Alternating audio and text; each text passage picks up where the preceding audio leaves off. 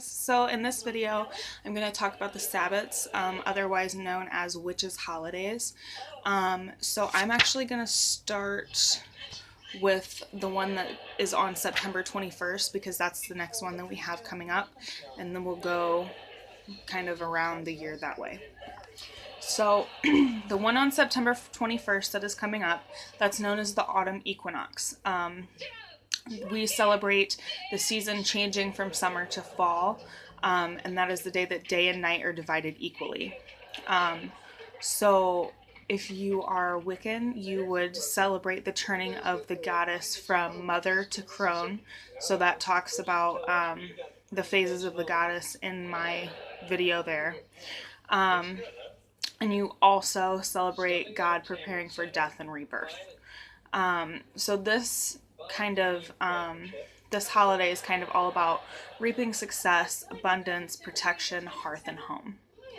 And then we're moving into All Hallows Eve, which is of course our major holiday, October 31st through November 1st. This is the pagan New Year and the Night of the Dead, and when the spiritual world has its thinnest veil. It is the third of 3 harvest festivals, so I should mention that the autumn equinox is the second of 3rd. We already passed the first one, so the next one coming up will be September 21st. The one after that will be All Hallows Eve or Halloween. It's also going to be honoring last year's harvest. This is kind of celebrated with spiritual awakening, communion with the dead, psychic abilities, success and bounty, divination, and ancestry work. Then,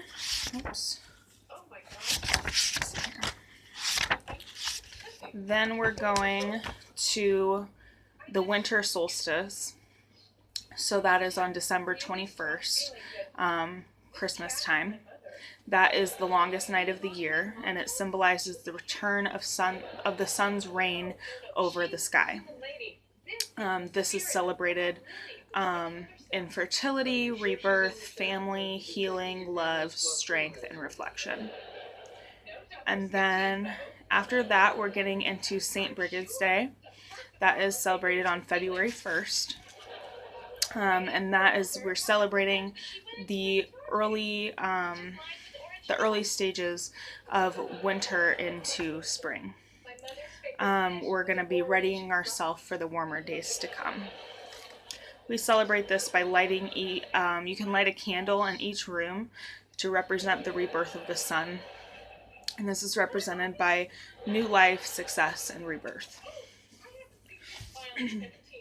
And then we're moving into the spring equinox. So this is celebrated on March 21st.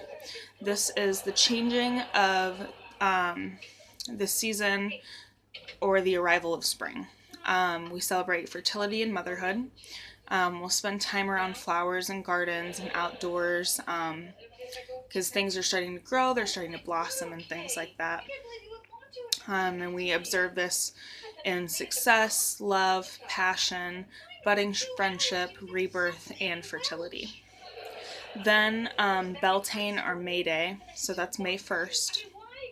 That is celebrated by the union of God and the goddess to procreate. So you can celebrate this with like a forest festival or a bonfire or something like that.